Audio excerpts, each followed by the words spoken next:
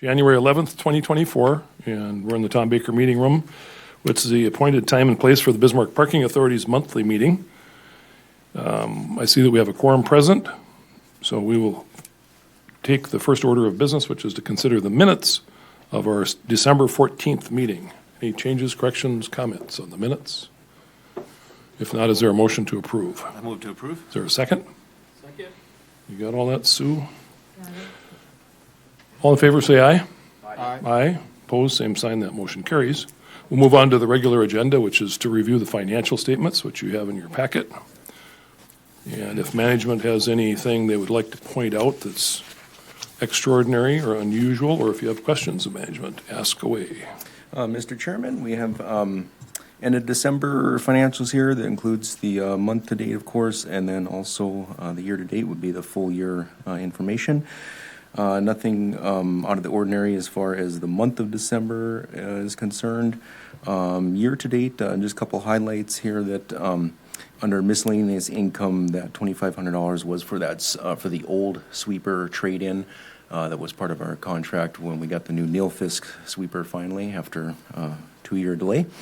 And then we did have on total income compared to budget, which we'll go over more in the later on in the agenda as well. But good news is 44,727 above our budgeted total income for the year.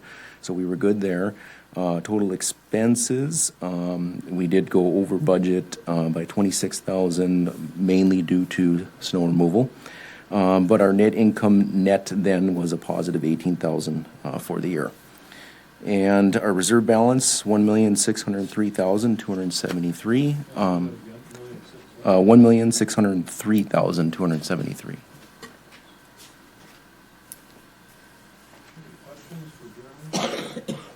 Any questions for anyone? Hearing and seeing none, we should probably have a motion to approve the the financial report. Is there a motion? I'll make that motion. Is there a second? Second. It's been moved and seconded. Any further discussion? Hearing none, call the roll, please, Sue. Josh? Yes. Todd? Yes. Jake? Yes. Jim? Yes, that motion carries. Item 3 is Parking Authority Board of Directors, election of officers. This probably should have occurred at the top of the agenda, but it was, I brought it up as a question, I guess, to Jeremy and to Daniel. If we historically elect officers or re-elect officers in January, and it turns out there's no provision or requirement that we do this on an annual basis or every 2 years or even every 5 years. Does that sound right to you, City Attorney? You know, putting you on the spot, but that's what we were, Jeremy, is that kind of what Daniel indicated? That's what Daniel did indicate. There's no provision as far as requirement on a Do you know otherwise? annual basis. Do you know? So, Chair Christensen and authority board members, for sure, when you reconstitute your board, if you have a new member, that would be a new member, and a new chair and vice chair would need to be elected at that point. That didn't happen this time. I honestly didn't watch who went on here and who was appointed and who was not, because I believe you were appointed at the end of the year? Correct, and Yep. you were reappointed. Okay, so there's there isn't not been a anybody new. change, no. Yeah, that would be the only thing under Robert's Rules of Order, is that if you have a new board, you're going to have to. And then I don't think you guys have bylaws like the rest of our Correct. boards do, so. Correct. So yes, absent that, you defaulted to Robert's Rules of Order, and it would be dependent upon when you have a new board. Okay. What are your wishes? Do you wish to go through that or just carry on? Anybody have a preference? Carry on. Carry on? Carry on. All right, we'll carry on. We'll soldier on. Item 4 on the agenda, we opened 4 or 5 RFPs on Friday afternoon, I think it was, Jeremy and I and the staff upstairs for security services. Our contract is up, or the contract that we currently have is up. And I'll let Jeremy take it from here and kind of give us the high-level view of the bids and the services that would be provided. Mr. Chairman, Authority Board members, in your packet, you did have a sheet a spreadsheet that laid out what the companies that did submit bids and what those rates are in order of lowest bid to highest bid. Item to note on Spartan Solutions Group, 1 million liability insurance, they do have that. They just submitted that to me late, so that is a yes on that column. Bismarck Security is our current company. We've worked with them for several years, and the low bidder was actually Spartan Solutions Group at $26 per hour. Bismarck Security came in at $27.80 per hour, and then we had some. Or the additional other bidders, Allied Universal out of Fargo was $35.83 an hour. Securitas, Security Services out of St. Paul, $39.87 per hour, and Badlands Security out of Sydney, Montana for $54.50 per hour. Context for our current contract rate with Bismarck Security is $22 and some change. I don't remember the exact amount per hour. So that was a contract that we had in place 3 years ago. So of course, inflationary pressures with staffing, takes into account here as well. So Spartan Solutions Group, since they were the low bidder, I did request from them references, and they did give me 3 references. It was Bismarck Parks Facilities, Burleigh County Housing, and Lake Shida Director of Operations, and all 3 of them did give glowing reviews of Spartan Solutions. Said that they're very happy with their services, that they go above and beyond, but don't cross any boundaries as far as things they're not supposed to do, and that they're very happy with their services, and that they've contracted with them for several years at this point. I think one of them was 5 years that their contract has been in place, and that they expect to continue with them. So that is the information I have. So we'll open it up for questions from the board, but I have a question for Janelle. We're at liberty to choose the lowest and or best. We're not required to select the lowest bid, are we? The Chair Christensen and board members, it would be the, I think it's complying and lowest bid. So if you are aware that they don't do a good job or something, absolutely, we can put that into consideration. Okay. All right. What are your thoughts or questions? Any questions of Jeremy? Commissioner, do you have anything? Jeremy, is this a one-year contract, or are we? It's actually no, it's a 2-year contract with 2 additional 1-year options. And that's what we had in place prior, and then that's what we just kept with the same provisions in the bid packet of what that contract would be. Commissioner Conley, do you have a question? Not so much a question, but the 3 references shared, and I don't know anything about the security company. I have some experience with Bismarck, and it's good experiences.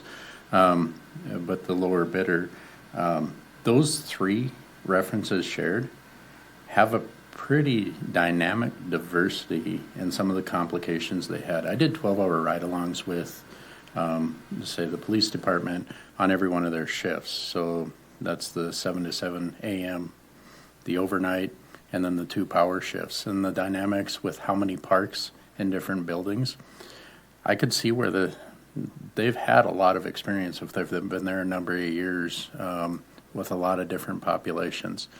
And then when you look at the other 2, the housing area, those dynamics are significantly different, and you meet a lot of different populations that bring a lot to the table. So I think in either case, based on the longevity of experience, at the same time the lower bidder and the diversities they've had, and if they came back with glowing reviews, that needs to Be taken into account. Yep. Jeremy, the cost difference, approximate would our savings be if we were to go with the low bid on an annualized basis? Yeah, so on a total contract basis for, on an annual basis, it's roughly about 2,444 hours, with the after hours and weekends time. It's 47 hours per week.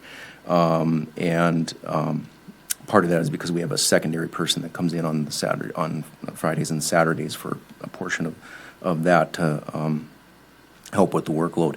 But the savings then would be, roughly about 20,000 between Spartan Solutions and Bisman Security. It would be about $20,000, $5,000 savings per year. $5,000 on an annual Yep. basis, Yep. okay. Which is significant, it's not obviously Right. in the overall scheme of things, but, any dissatisfaction or anything, we've had Bisman Security for a long time, has there been? Yeah, we have no Point out complaints with Bisman Security either. Anytime there is issues, they look to resolve it quickly, expediently. They also go above and beyond for things that we ask them to do, and they help. They've learned how to operate our pay stations as well. So they're able to assist in if there's jams or anything like that. They've helped with that too. So. We've had good experience with Bisman Security as well. Okay.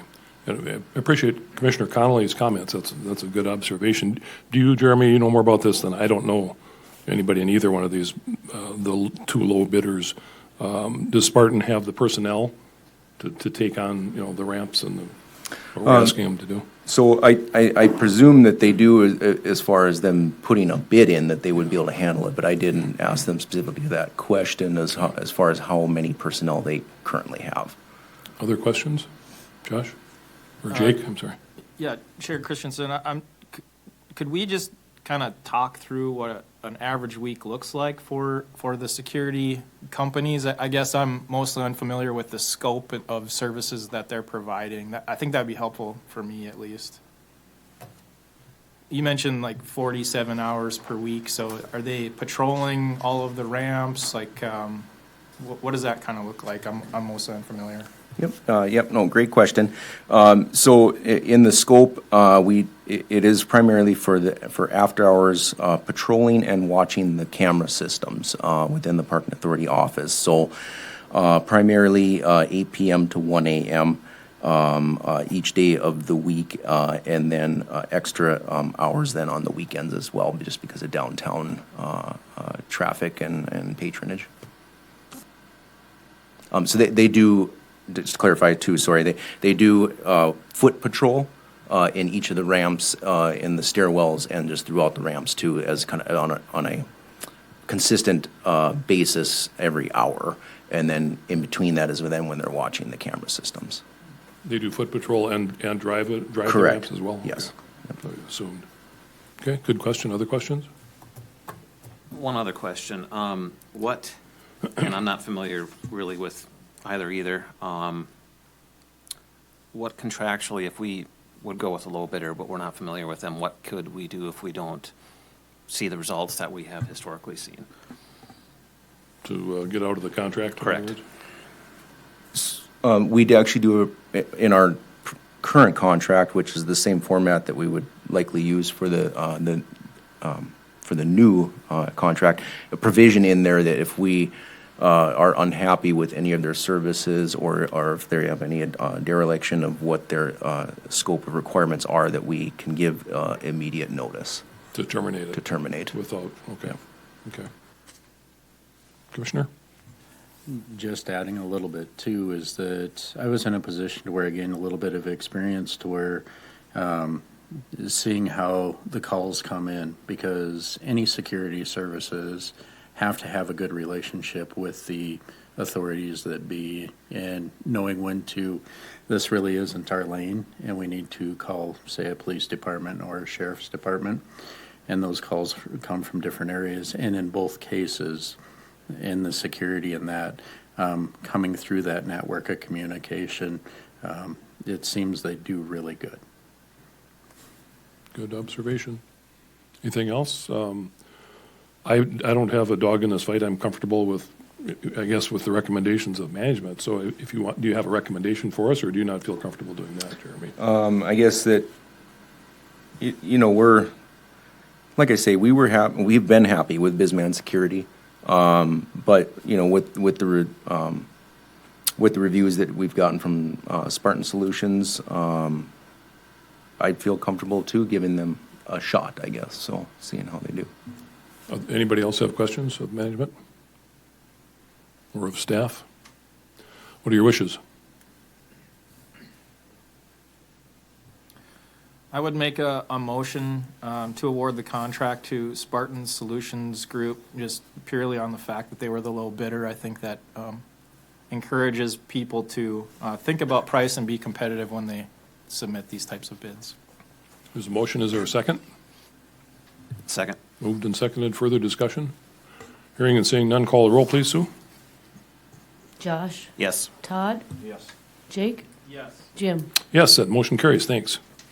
Apparently, things are pretty rough out in Sydney, Montana, right? $54 an hour, okay. Make a note of that. Item 5 on the agenda would be continued discussion on the pay-by-app upgrades. And I believe you have a sheet in your packet as well that Jeremy's going to walk us through. Yes, Mr. Chairman, Authority Board members, was able to make contact with the other parking app companies that are out there, national companies, to get some answers on, first and foremost, as far as compatibility with our current Amano McGann equipment and gate systems. And right now, Park Mobile is the only one that fits with that compatibility. And of course, transaction fees, what that would entail. They, as an initial, bid, we would have to go out for RFQ, and if the board so chooses to add this option. But initially, they did say monthly users would be charged a $1 transaction fee and $3 credit card processing fee for processing those payments via the app.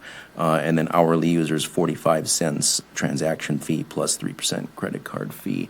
And there would be two different ways that we could enact that. Would be that it passes on to the end user, added to their regular rate, monthly or hourly rate, or as management or as the parking authority to assume those costs. But I think as a convenience fee, that those things, it would probably make more sense to pass it on to the consumer in that regard. Park Mobile did tell me that there would be no minimum transaction requirements, and we do have live access to transaction reports in real time. They do include staff training on their platform and also offer customer service for a 1-800 number or chat on their app for the parking customer users if they have issues as well.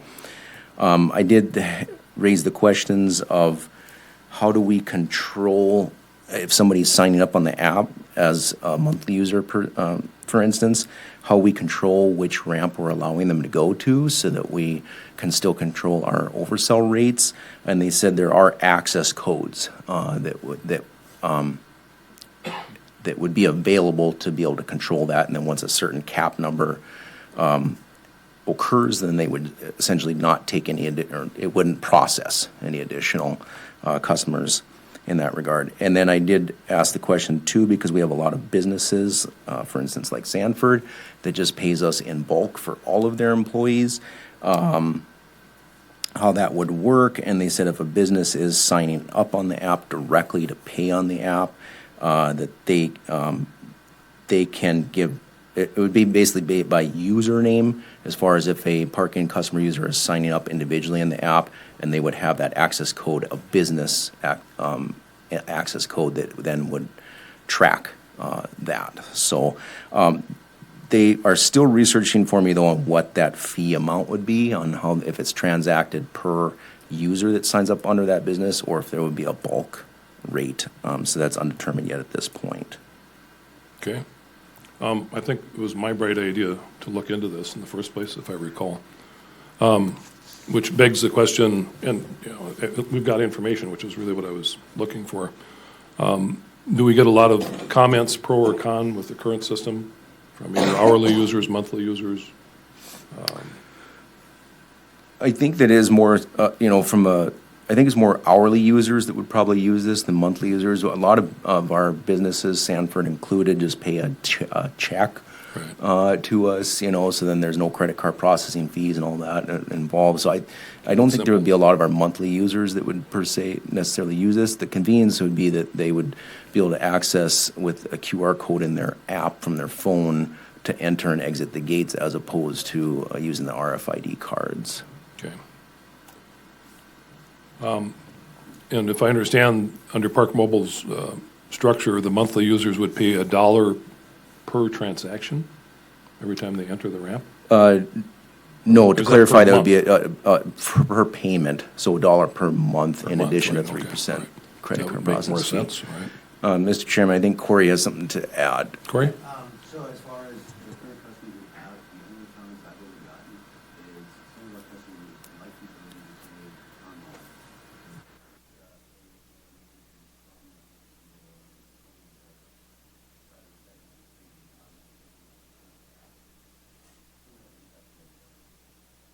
Isn't that something we should be able to accommodate right now?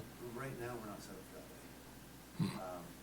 The way it works right now is, they have auto pay forms, we pull the forms out, manually run the cards for the month, then put them away for the month until next time. Or they pay by cash or check, but, the credit card ones, yeah, we actually have to manually run them. So we maintain the credit card information in a secure book. But yeah, right now, they cannot make payments online. Is that something we could look into? I would think. Yeah, definitely is something we could look into. I think that as far as, Wells Fargo? merchant of record processing, that sort of thing, if we added a link to the website, then I don't know I'd have to research to find out what those additional costs would be for security layers and whatnot to ensure it's, Paywall. encryption and whatnot, yeah. Well, if you want to check, if you check into that, I think that would make sense. Anybody have any questions or comments on the mobile app topic? Corey, I'll just ask a question regarding credit cards. Where do we have their credit card information? It's actually in a binder that we have secured and safe in the office. Janelle, your thoughts on that?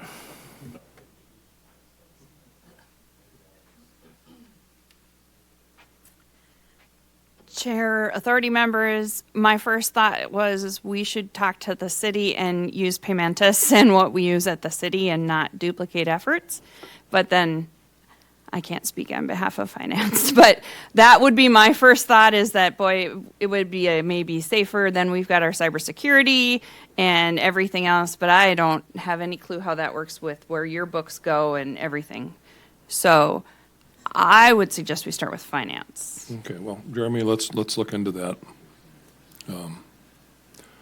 Seems a little, Commissioner? Jeremy, what would the cost be to Park Mobile? Say if it was tested and was unpopular in that, maybe getting a measure of if this is a direction that should be considered. What would just be like the upfront cost? I don't think there would be any upfront costs or fees directly to us because they make their money based on the transactions. But they did indicate that it would be like a contract term.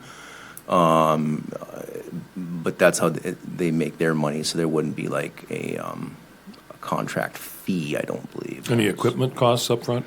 So the equipment conversions would be the QR code scan readers that Amano? from Amano McGann that would, in addition to an upgrade on the software to be able to sync and read to those scanners, and the bid came in at I think it was roughly 50,000.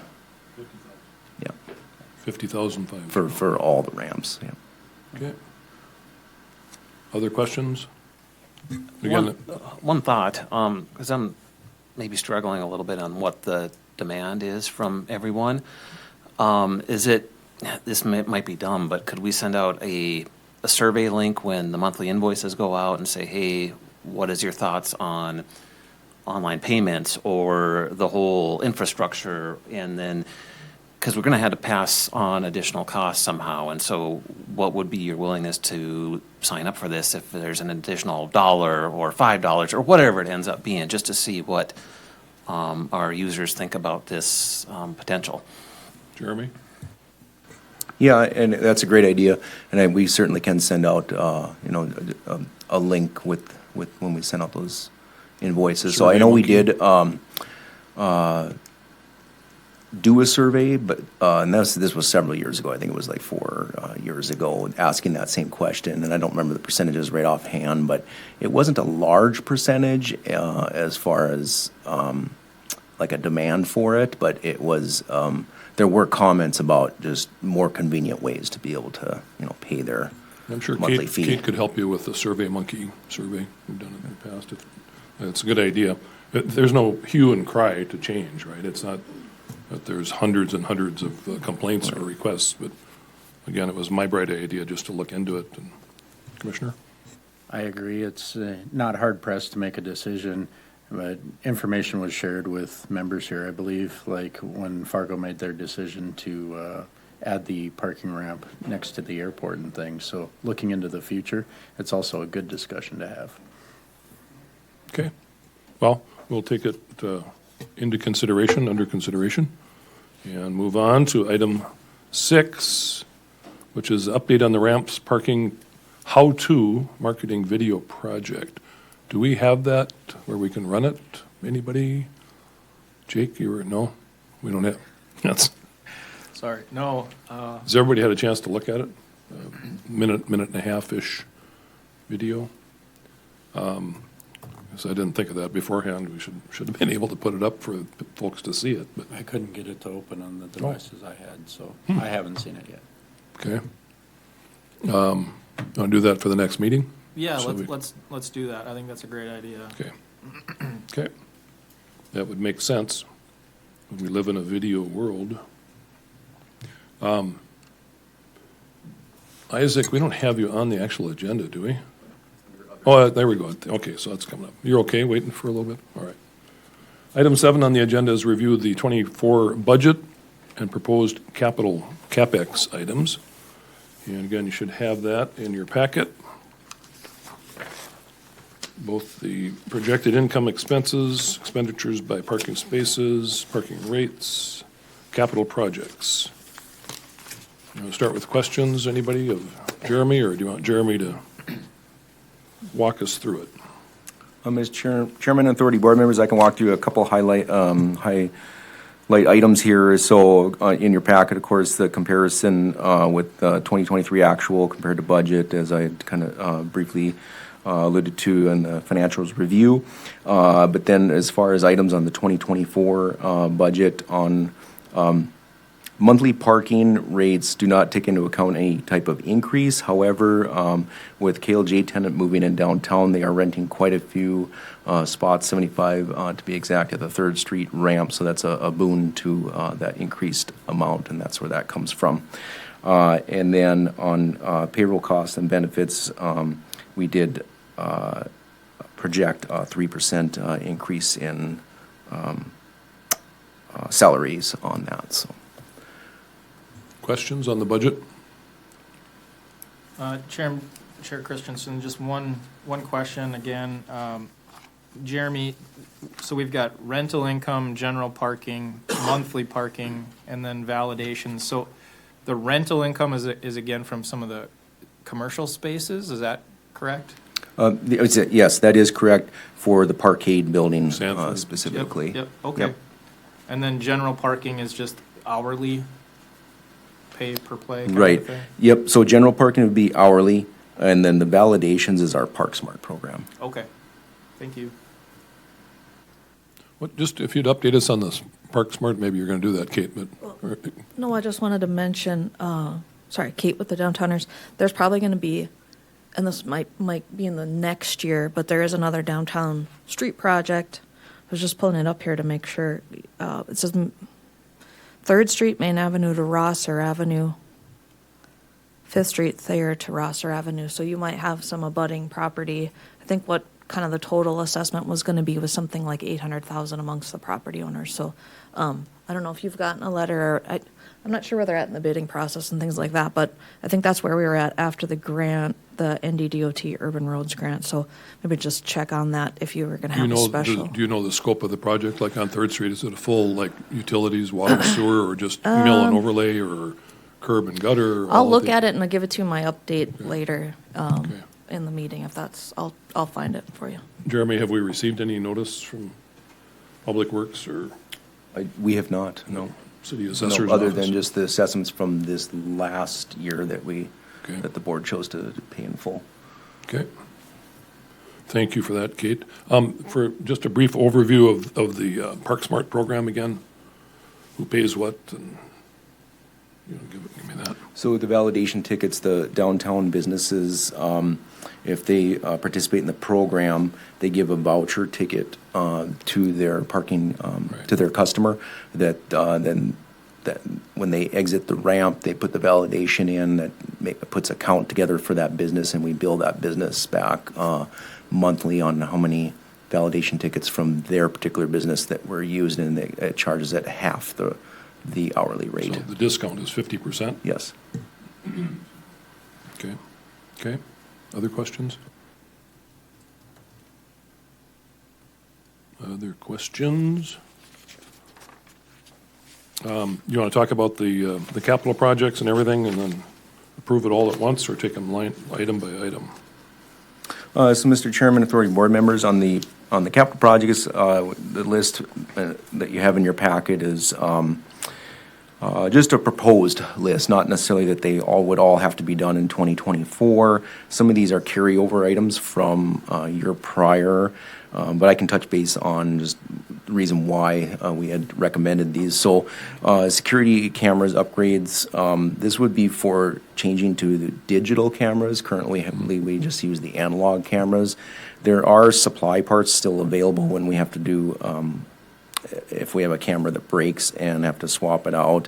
But analog cameras are starting to go by the wayside, and soon we won't have those fix products available. And so in order to put in a digital camera, we would actually have to have new software and licensing that for the compatibility to sync with that. So just for us to keep it on the radar, an initial bid that we had received on that for all the ramps would be right around $150,000. Asphalt resurfacing, this carries over to as just a earmark. It's not that the lots are crumbling by any means, but asphalt does deteriorate over time. And this would be for both the Third Street surface lot and the Fifth and Thayer surface lot. Parquet traffic coating, of course, this was the engineer recommendation from the structural engineer for the parkade ramp specifically, just for the traffic coating itself protects the concrete and the tendons for several years, but there is only like a 5-year rating per the traffic coating.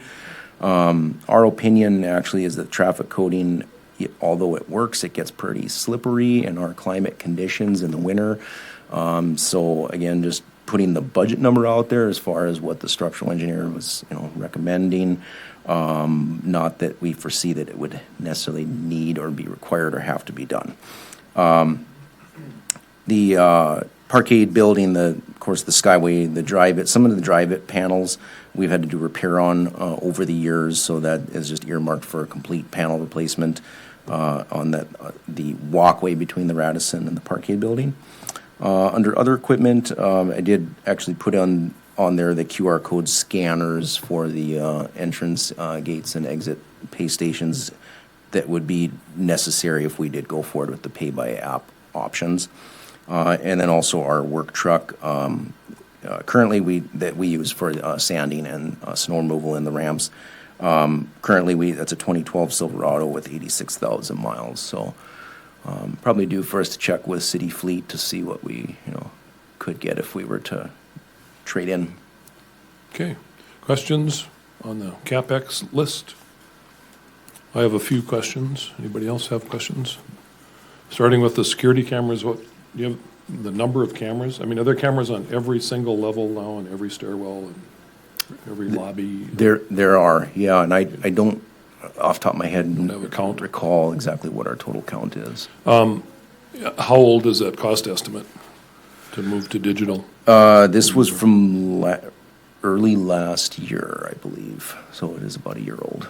Would it make sense at this time to go out for an RFP or an RFQ or or bids, I guess?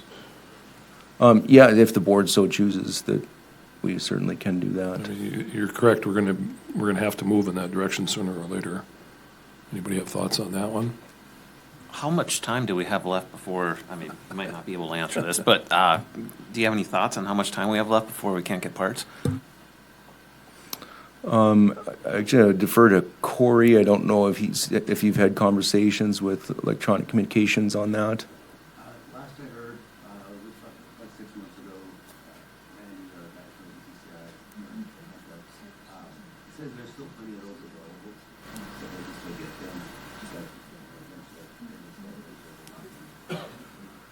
So maybe just keep that one on our radar for now? We do, first and last, there are top 2 levels, do not have cameras on them. Gallery mirrors, sometimes only 1 camera per level. It would be nice, But there's no way to integrate digital with analog, right? So, I mean, we'd be adding old, right now, our current software we have, yeah. they cannot sell additional licenses for that software version of license. It's not ready.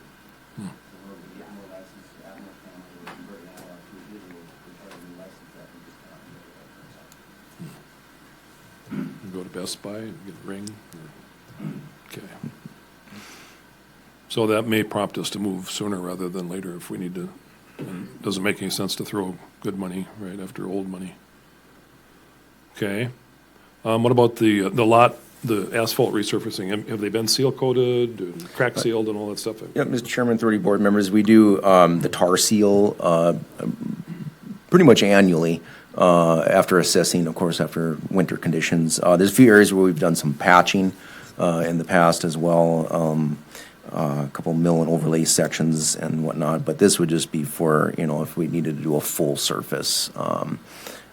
Again, nothing we need to pull the trigger on, but just earmarking that, that's, if we needed to do it, that's what those costs would be. Okay. The parquet traffic coating, that was an engineer's estimate from a couple of years ago? seems to me. Actually, I did get an Oh, updated you did? bid. Okay. It was from a couple years ago. This is an updated bid as of 5 months ago. And again, you don't see urgency with that? I do not. Okay. The exterior repair on the Skyway between the Parkade and the Radisson, new panels, those are again, it's an EFS type of a panel again, Right. similar to what's there, a Drive-It product. Yeah, it's just that, what wear and tear and weathering. Right, has but I guess my deteriorated. question is, and Jake might have more input on this one as well, but should we start looking at a different material, a hardy board or Nichihan, or start replacing the old EFS with something that's gonna last longer and look better? And I don't know if you can do that on a spot basis, so do the whole Skyway, it's gonna cost probably a lot more. You know, Is there a matching product now? Is it easy to match and kind of patch and match? Or is it something we need to think about long term? Could you look into that, Jeremy, to see if there's Yeah, I'd have to research more information, I guess, a cement certain- board based? Right. And I can get a contractor, take a look at it as well, as to get some recommendations. Is it leaking or is there moisture being? We've had some spots where there's been some moisture So we leaks. should address it this summer, right? This construction season, okay. Yeah, if you could maybe look into that, whether, Okay. those are the brands I'm familiar with, the Hardy, you know what I'm talking about, the cement board siding Right. type of a product. Well, the panels that are on like J&R Vacuum, those are, I think, Nichihan or something like that, but. Other equipment, the pay by app, that, we've talked about that, and I don't see any need to belabor that further. The pickup truck, seems to me that's something we should probably give them authority to move on. You got one that's wearing out. So, Yeah, and I can check with, city fleet manager too, to see what this was just kind of an earmarked okay, price, but I can get more specifics on that as well. Do you want authority at this point to purchase one? I don't know how that would work if we go through city fleet. Do we have, because it's not a bid process at that Can point, we is it? authorize him to spend up to 60,000 on the pick? Okay, So we can work through it. We- can work Sure. what we need to work through. We do have to do a bid process or don't? Depends. Good lawyer answer.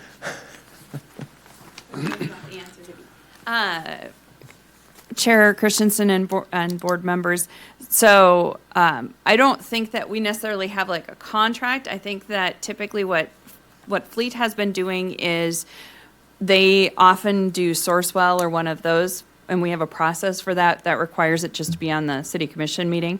So while it could be a bid process, it may not be a bid process.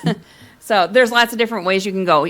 If you authorize the purchase of it and you have the funds to do so, it's just staff needs to make sure they follow the rules. So you don't have to worry about how we get there. But if we were to go to Pucklich or ID or a car dealer to purchase it, then we'd have to get bids from them, right? Correct. I would guess, okay. Yes. Okay. So I'll ask again, do you want authorization to proceed with that, or?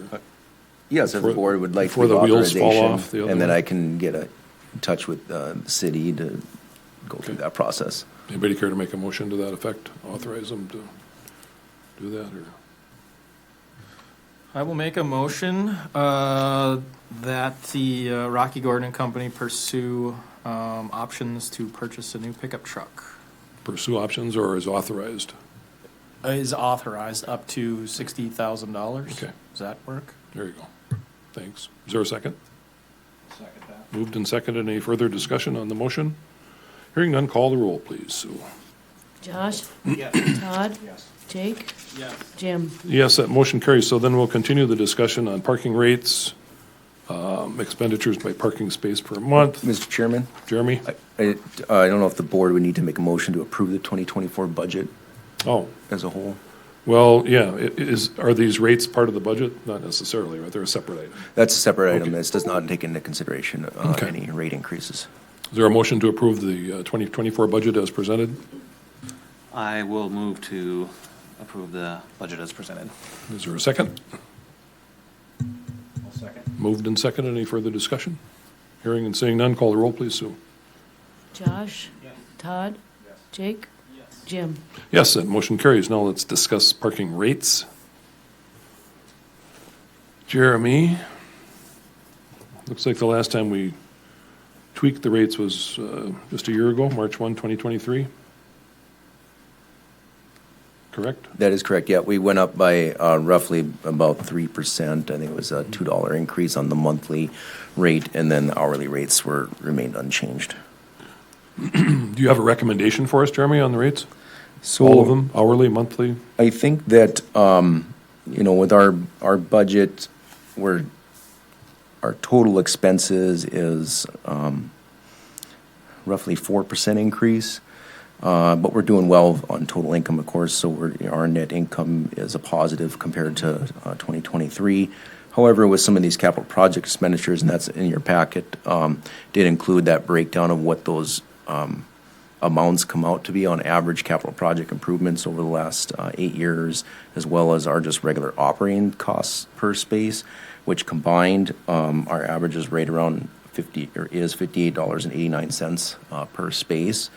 So, our current monthly rate is $64, and if we were to increase by even just another dollar, of course, that does help in overall as far as the expenditures that do come up, especially when it comes to major repairs to the Rams. Like, looking at the budget, the monthly makes up about 50% of our gross income, Right? Yep. roughly. On the other hand, we're operating in the black as we should and always have and will continue.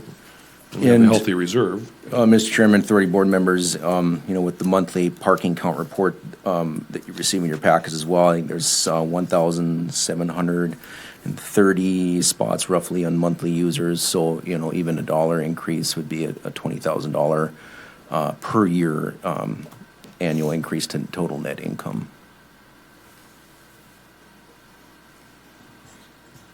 So refresh my memory, did we raise monthly last March too? Yes, monthly rates went up from 62 to 64 per month. No change to hourly rates at that time. I think historically, we've kind of looked at them every year and raised them every other year, but. Yeah, the last few years, I think we went up about 3% year over year. Getting any customer feedback on our rates? Good, bad, or otherwise? Chair Christensen, I guess I did receive an email from one user wondering if we would ever consider adjusting the monthly rates for each individual ramp. So the ramps that have a lot of pressure and a lot of demand, do we charge more rent in those, and then we kind of drop the rent in the ramps that aren't being used as much to kind of force people to have options and move around to different ramps? That might be something to consider rather than a baseline that every ramp is the same. I don't know, something to think about maybe. Interesting question. Where do you see the population of our ramps heading? As you indicated, KLJ has brought 75, you said, new monthly Yep, partners? 75 spots, and they had indicated they may be taking a few more, I think up to 95. But with our, our oversale rate, Third Street ramp is actually, has the least oversale rate currently at only 106% capacity. Our Sixth Street ramp still remains the highest at 132% capacity. So Galleria at 119% and Parkade at 113%. Trends that we're seeing, that it's not per se escalated demand for any one particular ramp. I think it comes down to the size of that ramp and the users that are currently using that ramp. So for instance, like Galleria seems on the surface to be higher demand only because we do have built-in users with the trestle and the Radisson. And so that's why there's, I guess, on a peak day usage, less available. Okay. And I guess that'd be the way to look at it too, is what, even though we have an oversell rate that it looks higher on the Sixth Street ramp, at a peak usage, out of 500 spots, there's only 352 used, on average, for instance, in the average on December. And that's because of shift workers and, overlap times and things like that. So from a peak day usage, yes, the Galleria ramp would be, I guess, the most used on a per spot basis. Sense. Other questions or comments? I'm comfortable. Do you have a recommendation again? I mean, I'm comfortable leaving them alone.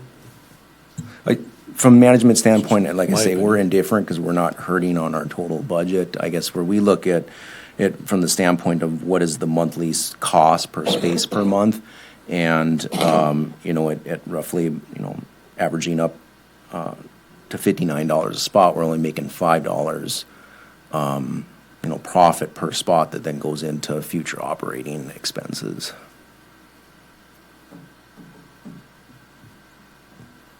Well, you're doing too good a job because you're projecting net income of almost $1 million next year. So it's hard to justify just for the sake of raising rates. That's what I've looked at is how much you have in reserve and how much we're in the black and the list of capital projects. And there's nothing saying that if something comes up, we can't relook at this. But Correct. I mean, right now I have a hard time justifying changing anything. Anybody else feel strongly that we should tweak them or should leave them alone? I think the other lever that we could talk about pulling is, could we increase our oversale rates in some of these ramps? Is there enough demand to increase that rather than increasing the amount of the monthly leases? So we don't charge a different rate on, I guess, the oversale. We've just kept that, flat across the board. The oversell is based on how many are sold monthly users compared to that number of spots that are in the ramp. Right, so maybe the question, maybe I could try to rephrase it. Are we turning people away and saying, hey, this ramp is full, we don't have any more monthly spots available?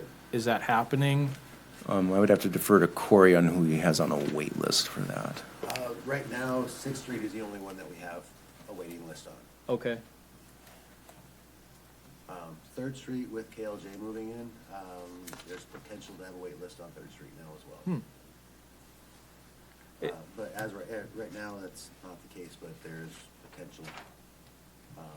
I kind of have to see how often KLJ is using their spaces, how full they are. Sure. Because they did come and get another 20 cars, so they are at 95 now. If all 95 are in there plus our existing dumpsters, that ramp will be full.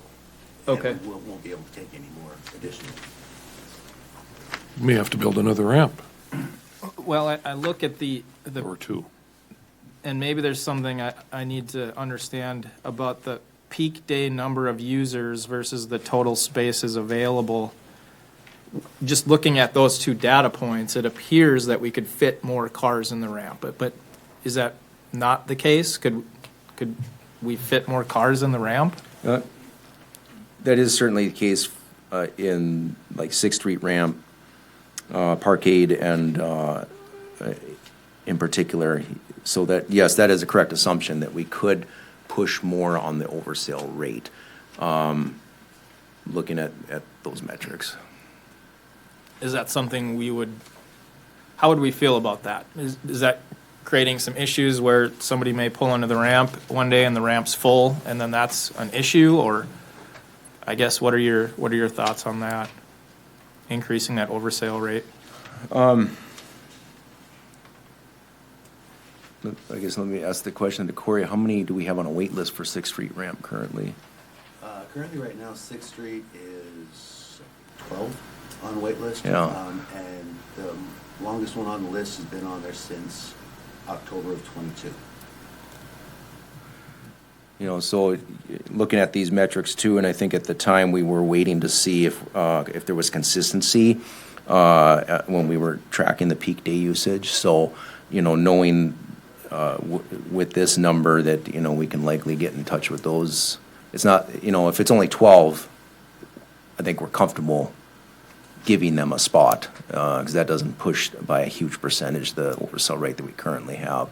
I think we just, assess that from a month-to-month basis and look to see then if we need to add somebody to a wait list or, Are the 12 all with the same employer?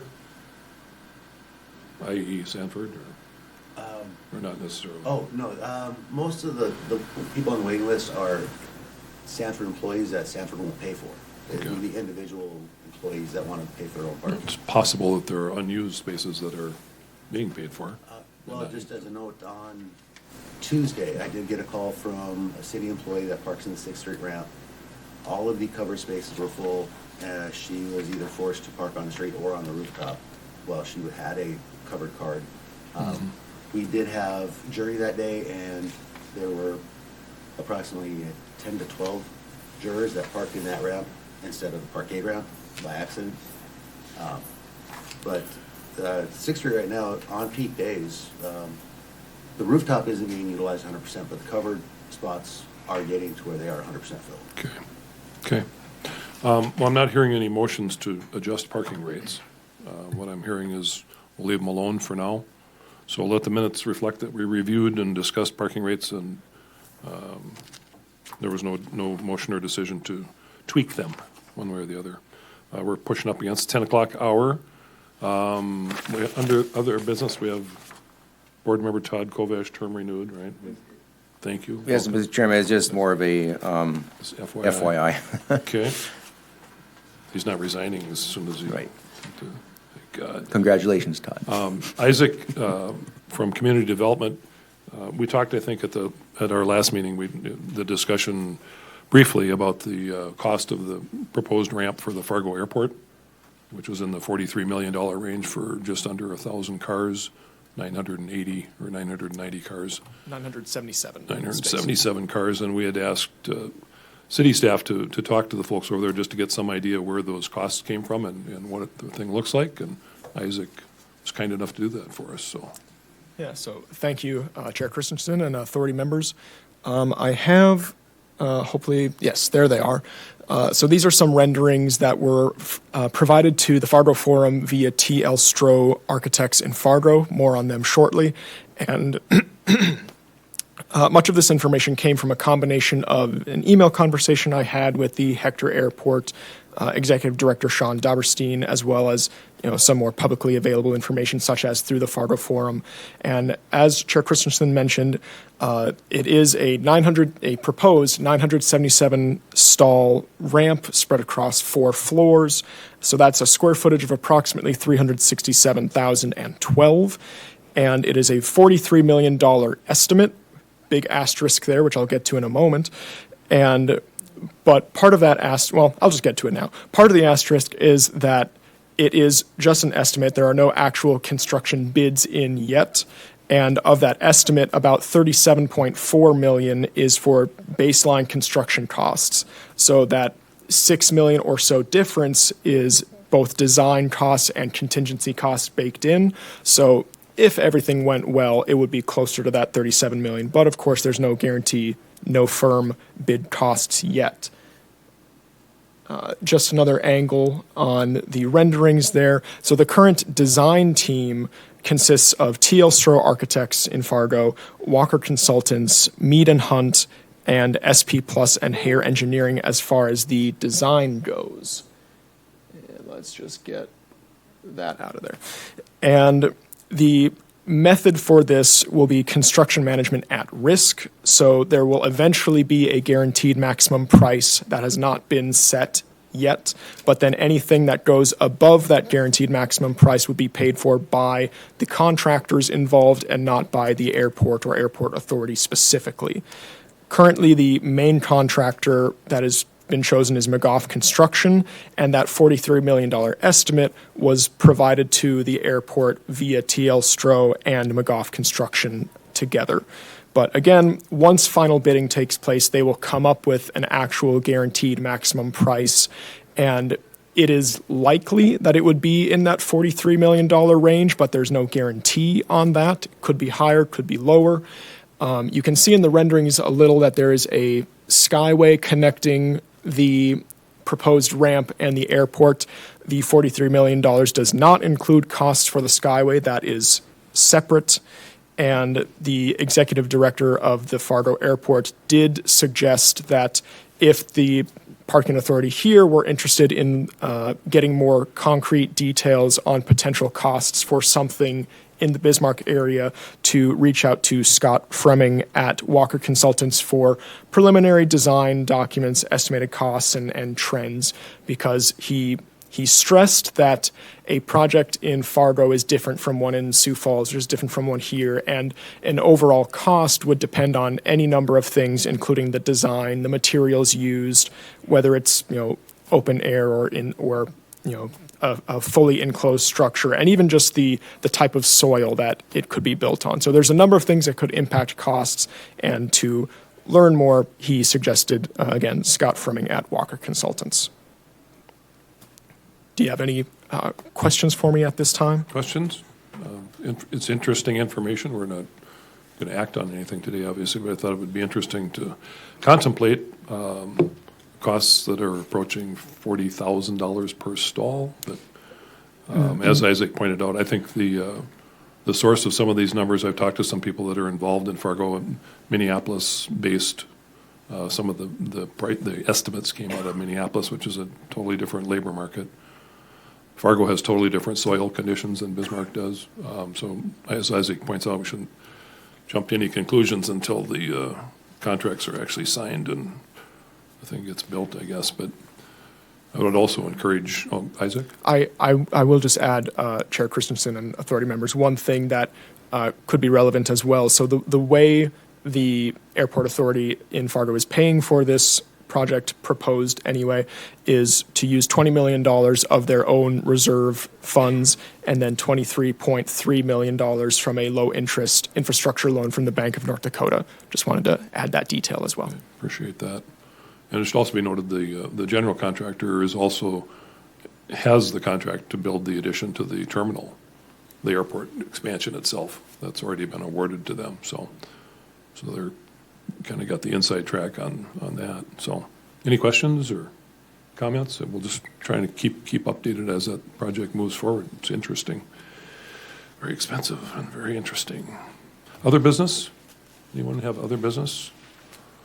Look at us, 9:59.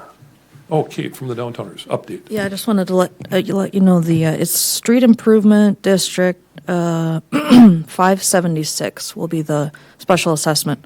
Then the total that's being assessed is a little over $800,000. 828. We did get an urban roads grant fund, urban roads fund grant, whatever, for 1.4. So the total project itself is about 2.2 million. It looks mostly like downtown concrete rehabilitation. It doesn't seem as involved as the last one. And those roads and infrastructure were a lot older than kind of the areas that they're looking at here. But it is 3rd Street from Main Avenue to Rosser, 4th Street from Thayer to Rosser, 5th Street from Thayer to Rosser, Rosser from 3rd to 7th, and Broadway from 3rd to 4th and 6th to 7th Street. So you've got a lot of abutting property there. So if you just want to reach out to Gabe and see, what the, Sure, when we'll- and what we'll do the that amount so would we be. aren't caught surprised on the special assessments for that. And maybe if I can ask a question, you mentioned Burley County and, the courthouse and parking spaces that they're using. Do the Burley County employees that are in this building, do they park in the 6th Street ramp too? Do you know? Individually? Okay, I was wondering if the county Like needed, Treasurer and people on the main floor, right, yeah. and if we need another ramp and they need, parking spaces for the county and for the courthouse, Right. maybe they'd be a good partner to chat with. Be nice to partner with the county. Do we know any updates on when and if they're moving into the Provident building? Is there a schedule or? Okay. Commissioner? All I know is that nothing definite, but they did mention at one of their meetings that their goal is by the 1st of the year. That's all I can put in on it, Okay, based on watching it. Sure, appreciate that. Anyone else have anything for the good of the order? Anything else? Anything else from management? Anything else from all the people out in the gallery? Oh, we've heard from, okay. If there's no further business and no objection, we stand adjourned until February 8th, which is Giving Hearts Day, by the way. So you know. Thanks, everyone.